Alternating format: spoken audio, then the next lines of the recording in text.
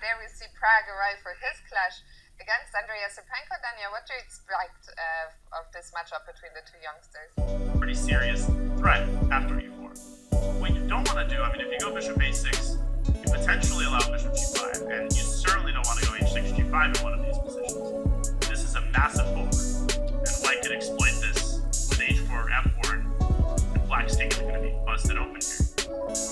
So knight e8 is a common idea in these positions, and this is the current position. Andrey's plan is very, very simple. You have bishop a6, knight a5. This knight sometimes comes in through d6. He wants to win the c4 pawn, and he doesn't just want to win it, period. He wants to win it and take that pawn with the bishop in order to disarm Pragg's light squared bishop, which is, in the event of e5, going to be White's main attack. Pragg wants to get stuff going on the king side before he loses the pawn on c4. It's essentially a race. So how do you, as White, how do you initiate the race? How do you want to go on about your king side attack? Well, you castle and then you just start, you know, you just start running f4. And if Black ignores, if Black goes knight d6, I'm saying here that the main line goes knight g3. So here's the pawn sacrifice. You actually give up c4. But the bottom line is after takes, you go f5, and you can kind of see how quickly White's pieces are coming into the king side. You don't really need the light squared bishop here because you already have all of the other pieces. And so it's very important for Black not to allow this. And so for that reason, the main line is f5 in this position, trying to preempt White and slow down White's attack. I see that knight g3 is a move here, g6.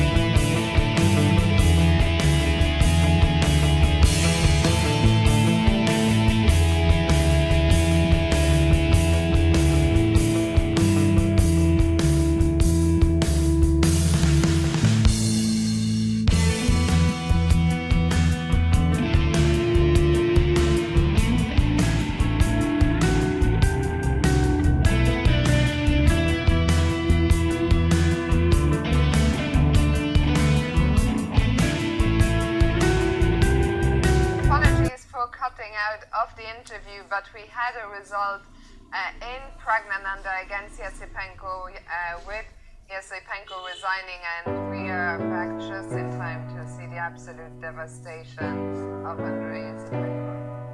Indeed, and you know, he could have lasted for maybe a couple more moves. He could have made move 60, but at the end of the day, the result was no longer in question. Once Pragg put his bishop on b5 as the X factor, if Pragg had managed to do that, we said the game would be over. The strain on Black's position would be too heavy. And Andrey, he brought on the defeat even faster.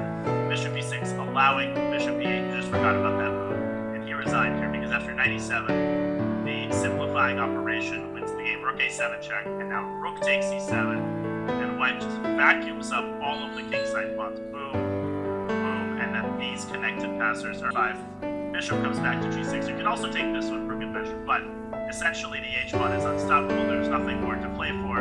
And Andrey, as you can see, very upset, losing the last game of the tournament.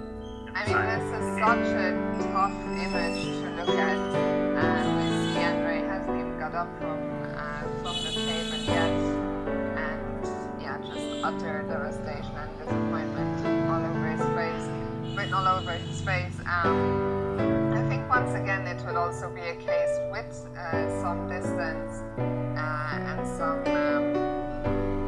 perspective.